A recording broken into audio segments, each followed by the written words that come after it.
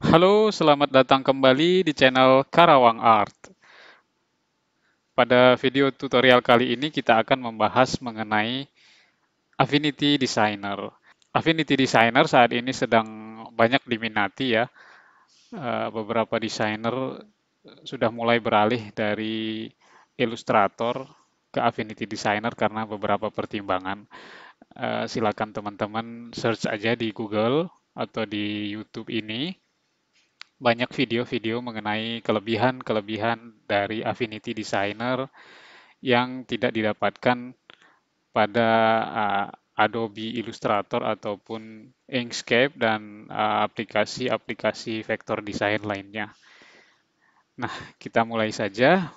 Pada video kali ini kita akan membahas mengenai interface, pembuatan dokumen baru, kemudian navigasi dan exporting file. Oke. Yang pertama, di sini kita bisa melihat apa yang disebut dengan menu bar. Ini sama dengan software-software lain ya. Di sini kita bisa melihat file, edit, teks, dan sebagainya. Ini kita sebut dengan menu bar. Kemudian, di bawah menu bar ini ada yang kita sebut dengan toolbar. Nah, bagian pertama ini adalah desainer persona. Pada desainer persona ini, eh, tempatnya kita membuat desain vektor. Kemudian di sebelahnya ini ada pixel persona. Nah, uniknya Affinity Designer ini kita bisa menggabungkan antara vektor dengan gambar bitmap atau raster base ya. Kemudian di persona yang ketiga ini ada export persona. Nanti di sini kita mengekspor desain yang kita buat. Nah, di atas ini adalah toolbar-toolbar default ya. Kalau kita ingin menambahkan atau mengcustomize toolbar ini, kita tinggal klik kanan di sini, kemudian customize. Nah, di sini muncul icon-icon yang bisa kita tambahkan ke toolbar kita. Nah, misalkan seperti ini kita mau tambahkan di sini, atau kita misalkan mau menggeser ini kita pindahkan kemana gitu bisa. Dengan mengklik dan drag saja, ya.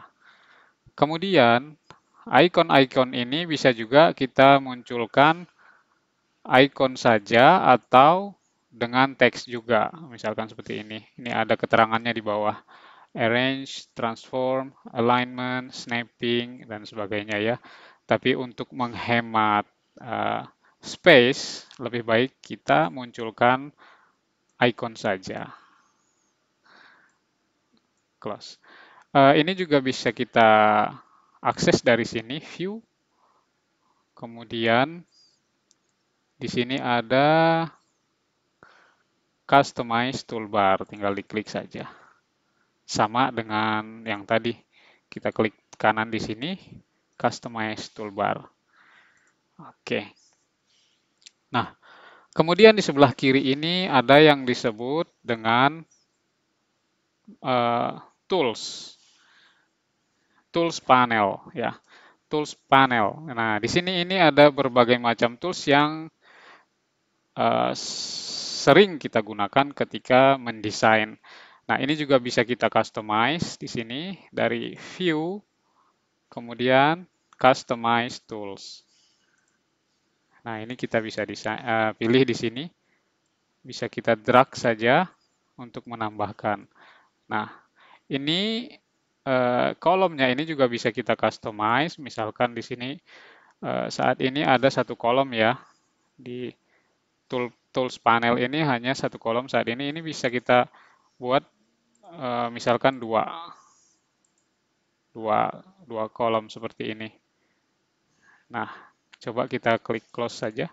Nah, muncul tombol warna ini.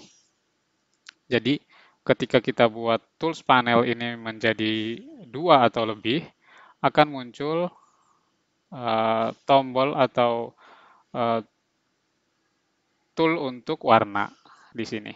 Ketika kita kembalikan menjadi satu, oh maaf, kita kembalikan menjadi satu,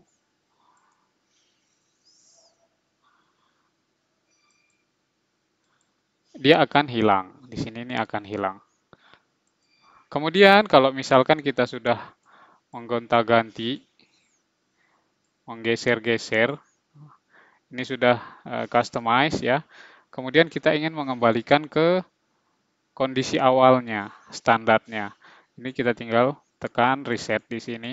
Dia akan kembali lagi menjadi seperti semula ketika pertama kali kita install Affinity Designer. Kemudian di sebelah kanan ini ada apa yang kita namakan dengan Studio. Untuk mengcustomize Studio ini, kita bisa dengan mengklik and drag, misalkan kita tidak menginginkan jendela color di sini, kita tinggal klik and drag, kemudian tekan tombol close atau X di sini ya. Oke. Atau kalau ini kita geser ke sebelah kiri, nah untuk menampilkan panel yang lebih besar, kita bisa buat seperti ini. Atau juga di sebelah kanan sebenarnya bisa di sini. Nah, tapi konsekuensinya jendela kerja kita di sini menjadi lebih sempit. Ini bisa kita akses dari customize di sini. Dari view, studio, kemudian ini kita bisa tambahkan panel-panel apa aja yang ingin kita tambahkan di area kerja kita. Nah, untuk mereset, mengembalikan seperti kondisi semula, kondisi default, seperti pertama kali kita install, kita tinggal klik Reset Studio di sini. Oke. Ini aset ini kita tidak pakai. Untuk menghemat space ya, lebih baik kita sembunyikan saja. Selanjutnya kita akan masuk ke bagaimana membuat dokumen baru. Sebelum kita lebih lanjut, di sini saya mau terangkan sedikit mengenai apa bedanya desainer persona dengan pixel persona. Nah, pada desainer persona ini tempatnya kita membuat desain yang berbasis vektor. Misalkan saya kasih contoh ini ya. Kita buat satu lingkaran. Kemudian kita kasih warna merah misalkan. Nah, ini kita sedang berada di desainer persona. Ini kalau kita zoom, garis tepinya ini akan tetap kelihatan smooth karena kita sedang bekerja di desain vektor. Nah, bedanya ketika kita bekerja di pixel persona, kita akan bekerja dengan raster base. Kita akan membuat desain dengan raster base. Maksudnya, misalkan ini kita buat satu lingkaran, ya, seperti ini. Ketika kita perbesar, ini akan pecah dia. Kelihatan di sini pikselnya kelihatan karena kita bekerja di raster base, tidak seperti vektor ini ya, yang tepinya kelihatan tetap tajam gitu. Sangat berbeda dengan raster base. Ya, oke. Selanjutnya, bagaimana kita membuat new document? Kita klik file di sini, kemudian new. Nah, di sini kita diberikan beberapa pilihan. Kita akan mendesain sesuatu untuk di print. Artinya print di sini kita menggunakan home printer, printer-printer yang ada di rumah-rumah skala kecil ya. Di sini sudah ada template yang kita tinggal pilih. Misalkan saya pilih di sini A4 ya. Kita lihat propertiesnya di sebelah kanan ini. Nah, karena kita memilih print, color option yang muncul di sini adalah dengan menggunakan RGB. Dia sudah otomatis. Ya, di sini dokumen size-nya muncul di sini, DPI-nya juga sudah otomatis di-set, sangat memudahkan kita. Kemudian kita bandingkan dengan print ready. Nah, print ready di sini maksudnya nanti dokumen yang akan kita buat tujuannya akan dicetak di misalkan digital printing gitu ya. Nah, kita coba bandingkan print ready sama-sama A4 di sini. Nah, di sini color formatnya sudah otomatis berubah menjadi CMYK. Karena di mesin-mesin printing digital, color-color yang digunakan itu adalah CMYK base. Jadi menggunakan cyan, magenta, yellow, and black. Kemudian di sini juga ada foto.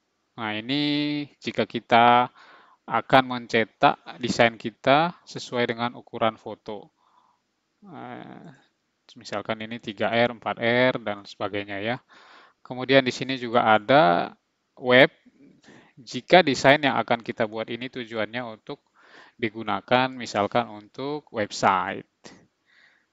Ya, di sini juga ada devices. Jika desain yang akan kita buat tujuannya untuk dipakai di device-device atau gadget-gadget. Misalkan seperti di sini ada iPad, Apple Watch, Galaxy, Samsung ya, Surface dan sebagainya. Kemudian yang ini tujuan untuk tujuan arsitektural. Nah, oke, ketika kita sudah oke dengan satu eh, format, kita tinggal klik create di sini. Maka di sini muncul new dokumen yang masih kosong. Ya. Kemudian kita juga bisa men-setup kembali dokumen kita ini jika masih ada yang harus kita setting misalkan di sini. Ini masih kita bisa rubah dengan mengklik dokumen setup di atas sini ya. Preferences, ini nanti kita bahas. Oke.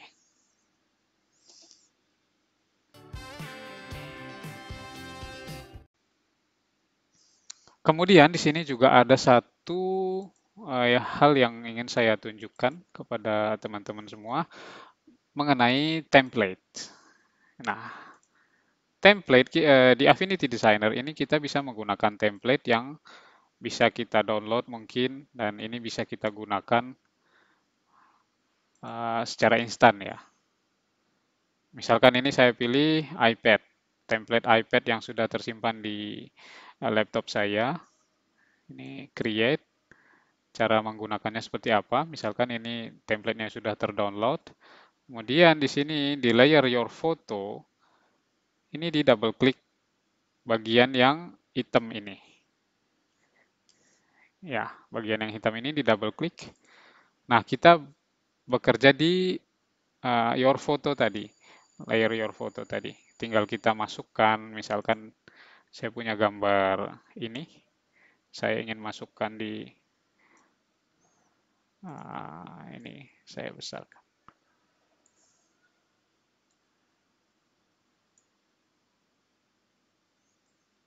Nah,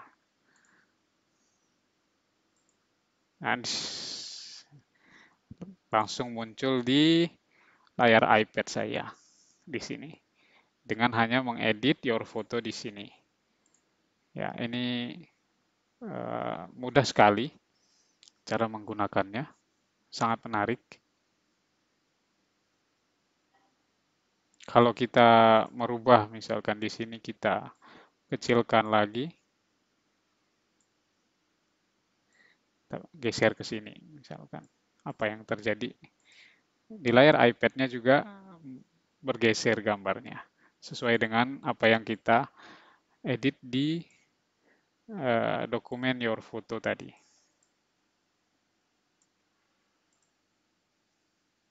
Oke. Nah, selanjutnya saya juga mau menunjukkan kepada teman-teman bagaimana membuat preset sendiri. Seperti di sini ada My Preset ya. Di sini sudah ada preset yang sudah saya pilih. Nah, ini bagaimana memasukkannya ke list My Preset ini. Ini kita delete contoh. Delete saja ini. Nah, ini kita bisa pilih dari misalkan ini ya. Misalkan dari web saya misalkan sering bekerja dengan format WQHD ini. Kemudian kita ingin menambahkannya ke My Preset karena kita sering bekerja menggunakan format ini. Tinggal ditambahkan saja dengan mengklik tombol tambah di sini. Klik. Sorry. Kita pilih yang lain misalkan ini. Klik. Nah, dia sudah masuk ke dalam My Preset sini. Ini tinggal kita ganti namanya. Misalkan apa gitu. Favorit gitu. Klik OK. Kalau kita ingin menghapus dari My Preset ini, tinggal klik kanan, delete.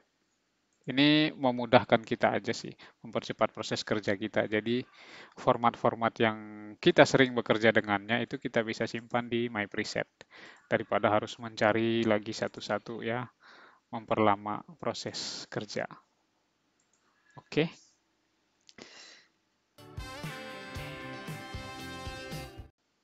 Selanjutnya kita masuk ke bagaimana cara navigasi di Affinity Designer ini.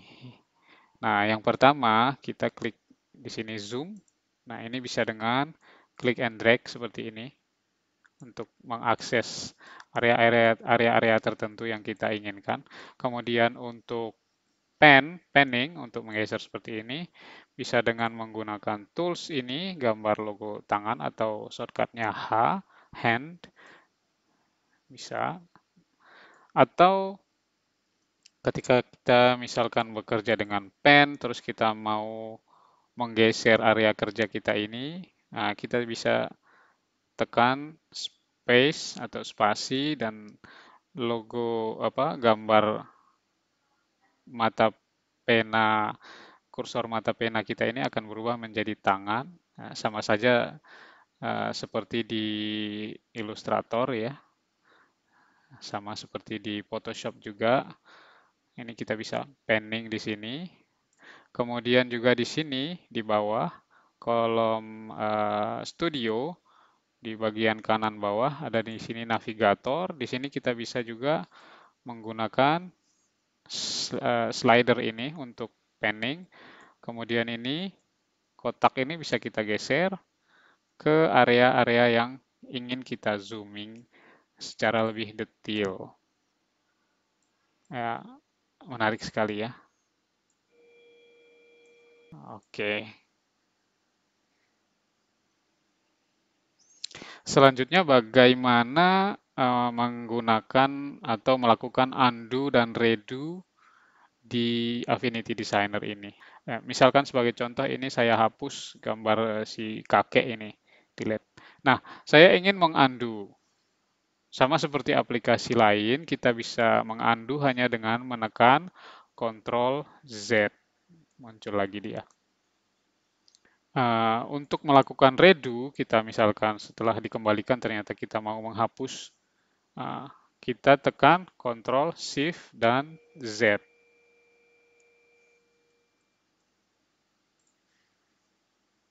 Ctrl Z, Ctrl Shift, dan Z.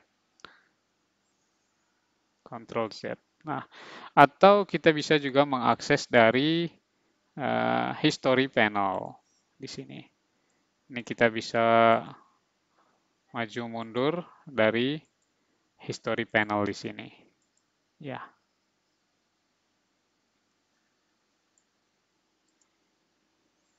Demikianlah video kali ini dan semoga bermanfaat. Jangan lupa like, share ke teman-teman kalian, dan subscribe. Dan juga nyalakan tombol loncengnya supaya kalian semua tetap mendapatkan update setiap ada video baru. Terima kasih.